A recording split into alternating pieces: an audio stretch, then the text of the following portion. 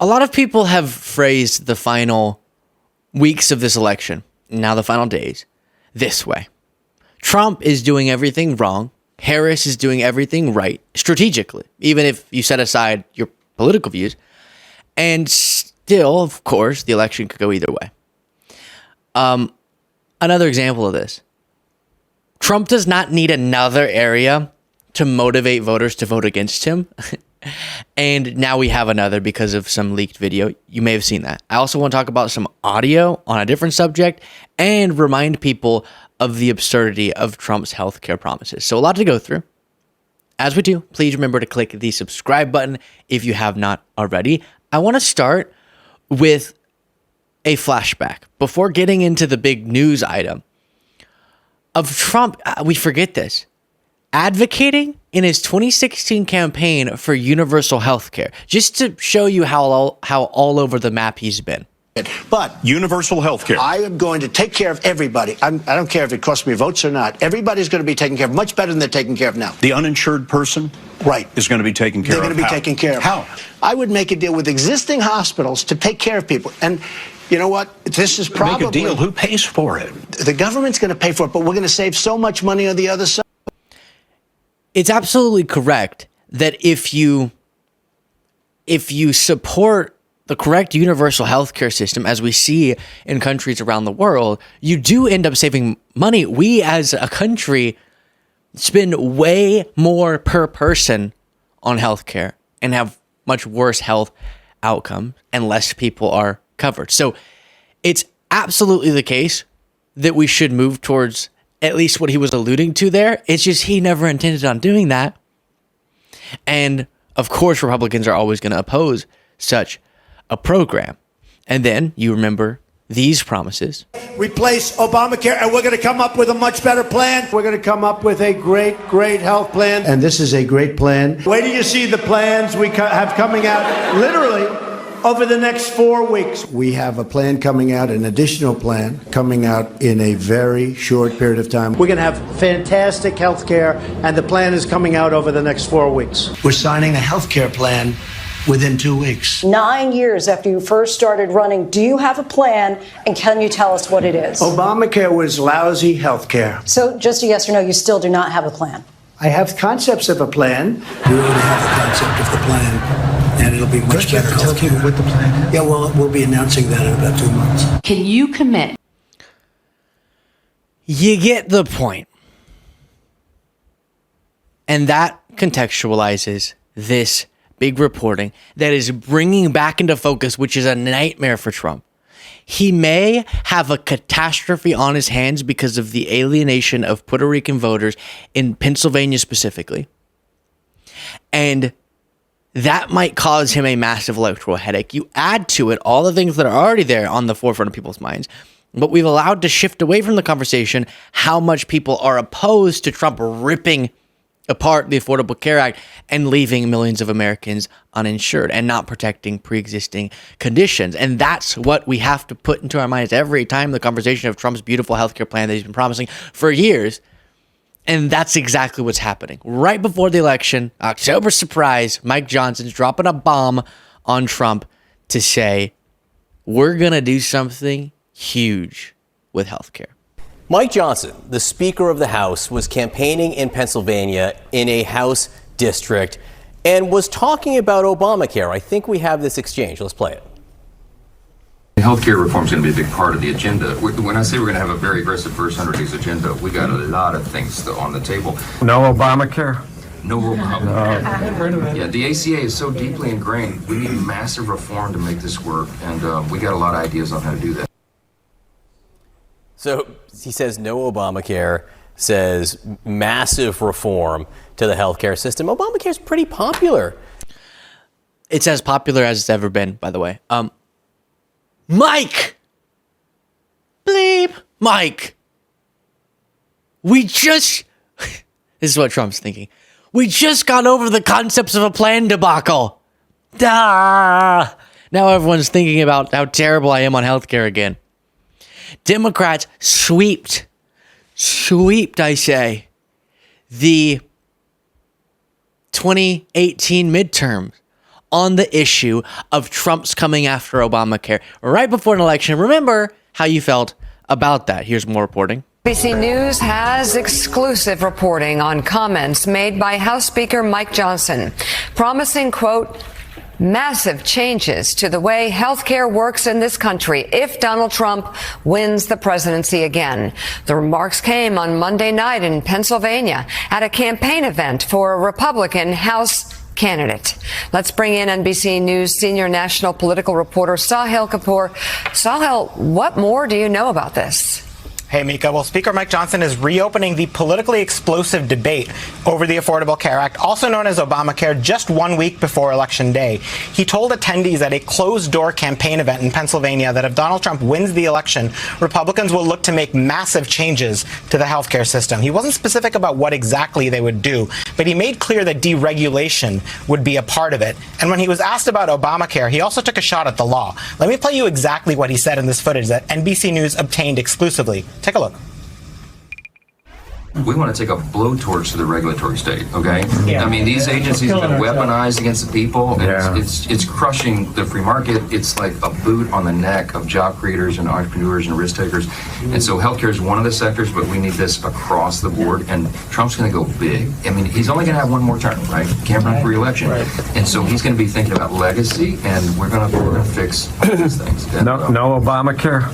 no Obama. Yeah, the ACA is so deeply ingrained. We need massive reform to make this work, and we got a lot of ideas on how to do that. No Obamacare. That part caught the attention of the Harris campaign, which put out this statement saying, quote, healthcare is on the ballot this November. Speaker Mike Johnson is making clear that if Donald Trump wins, he and his Project 2025 allies in Congress will make sure there is, quote, no Obamacare. And now Johnson's office. Yeah. And before playing, I guess they're getting to Johnson's response. I guess we should let him respond. I'll play that in a second. But when he says we have a lot of ideas as to how to do that. Nope. No. You don't get to go back to 2016, 2015. Promise a plan. 2016, 2017. 2018, 2019. It's going to come out in 2 weeks. Don't even worry. You'll pretty little mind. 2020, 2021, 2022, 2023, 2024. Say concepts of a plan, get crushed for it on the debate stage. And then months later in 2024, go, and we have some really good ideas. Oh, really, Mike? Well, what are they? I don't want to spoil the surprise. Okay. You got to have some reason to vote. So it reminds me, oh my gosh, it reminds me of, I'm trying to remember the exact scene, but in The Office, they're interviewing the show, The Office, by the way, not this office. They're interviewing for a new position. And a guy comes in and he says, oh, I have something like a 4-point plan that could double your growth. Again, I'm probably botching the specifics, but something like that. And they go, oh, okay. What is it? He's like, I'm not going to give it to you. If you hire me, I'll give it to you. And then they go, well, how do we know you have it? But he goes, there's a plan. Okay. That's what MAGA has been doing with us. We have a plan so good. You're going to have to wear a diaper on the day that we roll it out because you're going to be so gleeful. You're going to pee your pants. I don't know how those connect. Do people pee their pants when they're happy? I don't. Okay? Don't think that's what I'm saying. And I just picture like a kid goes like, wah! And then their bladder can't control itself. Is that a thing? Pee of joy. It's going to be so great, so perfect, but you have to let us pass it, and then you can figure out what it is. Deal? No deal. No more you have ideas. No more anything. We get to say you want to gut Obamacare and leave people with no health care until you convince us otherwise with an actual plan. All right, a little more. Issued a punchy response to the Harris campaign, effectively saying he did not call for ending the ACA and accusing her team of lying about him. A Johnson spokesman told me, quote, Harris's desperation now has her lying about Speaker Johnson too, when the audio transcript and even the NBC News article her campaign cites makes clear the speaker made no such comments. In fact, I love when they're lying about me when we're just watching the video of you goober. And then another thing we need to focus on. Trump keeps repeating that he's going to put Robert F. Kennedy Jr., Bobby, as he calls him, in charge of health. Now, actually, let me look up, because it's even better when Trump, when you hear it in its context, Bobby, women, what? You're going to see exactly what I mean in a second here. When Trump got asked about how to address foods in this was in the Bronx, if I'm not mistaken, and specifically unhealthy ultra-processed food. And look at Trump's response. Is the plan to do about the food healthcare industry and getting the artificial foods banned in our urban communities that have less access to organic whole foods?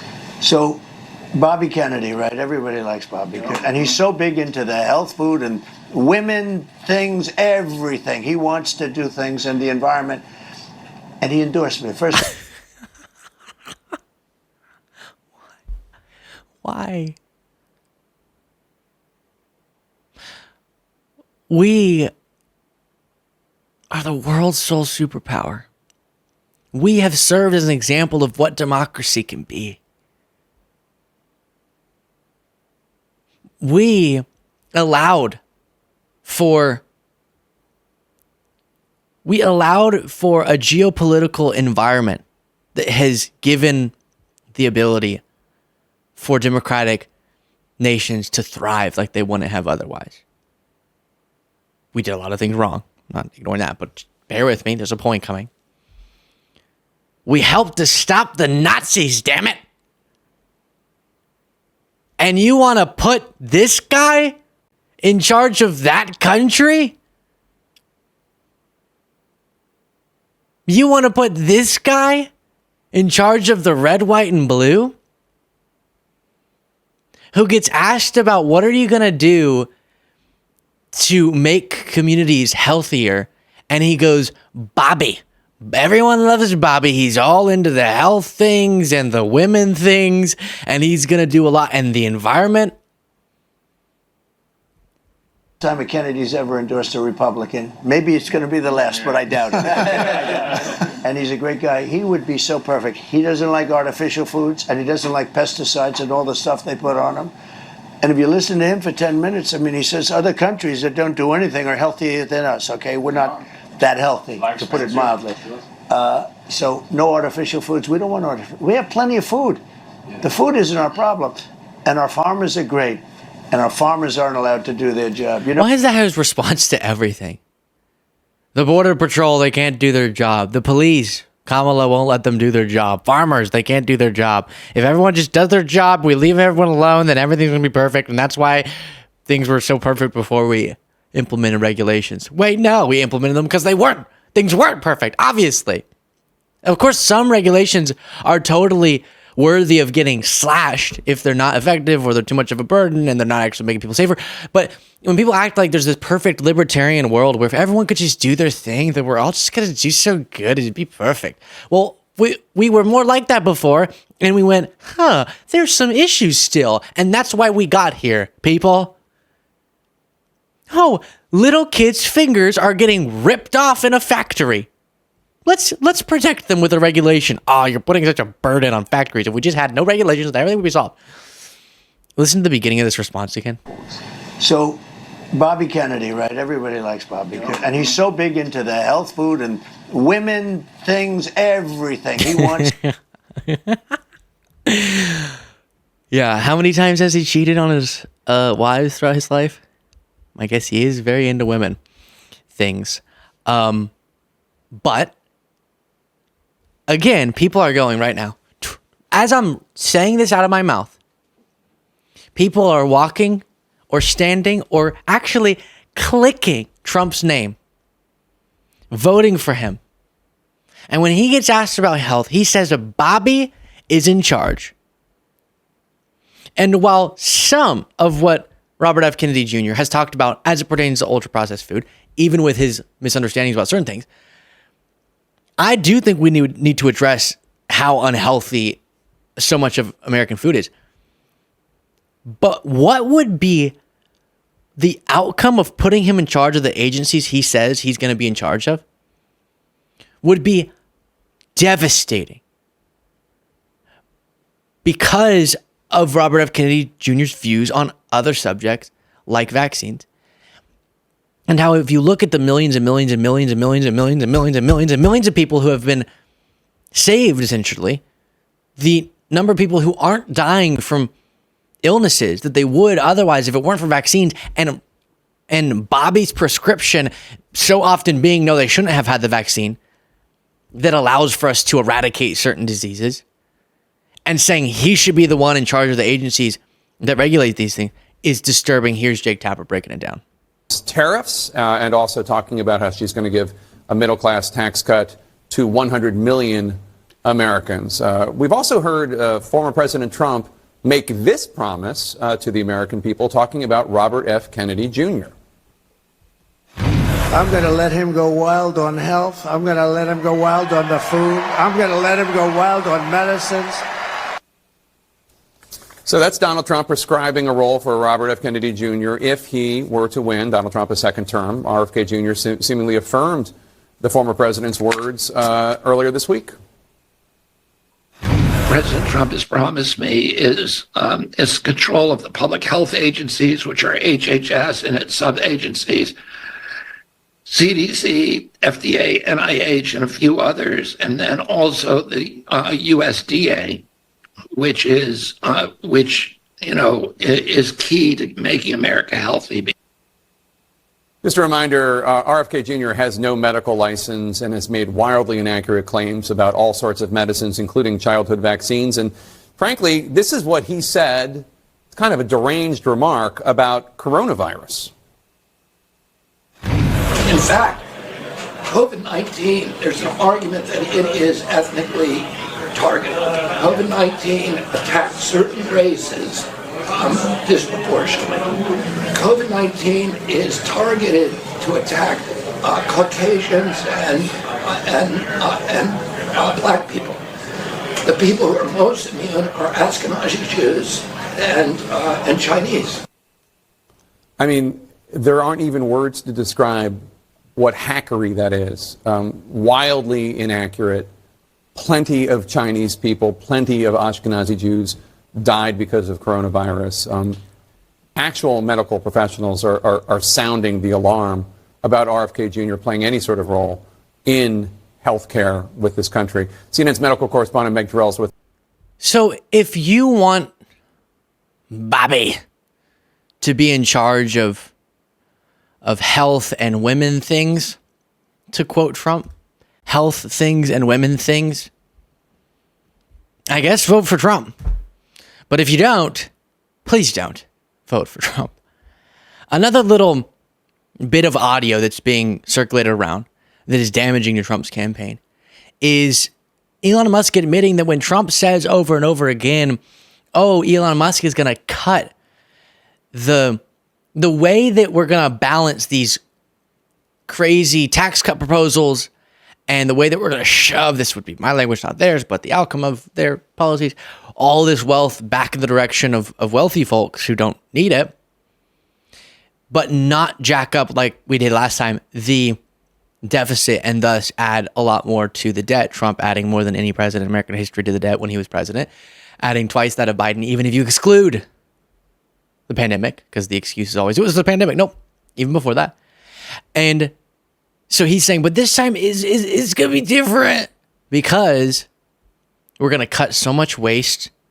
But the thing Trump asserts over and over again is that no one's going to feel a thing. We're going to cut trillions of dollars of waste out of our budget, but no one's going to even notice it. You're not going to have any hardship because of it. Elon Musk says on this audio, that's not really true. We have to reduce spending to live within our means.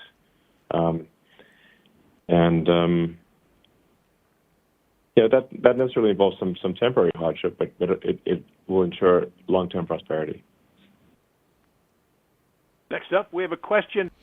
It will cause temporary hardship. So Trump meet Musk. Musk is correct. It's not that certain cuts, if you can find the wasteful spending, cut it. Of course. But often what they describe as wasteful, I don't perceive to be wasteful.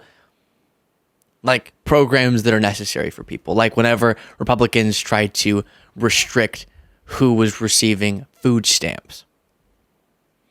And that's what we should be afraid of. Elon Musk is in charge of making us live within our means.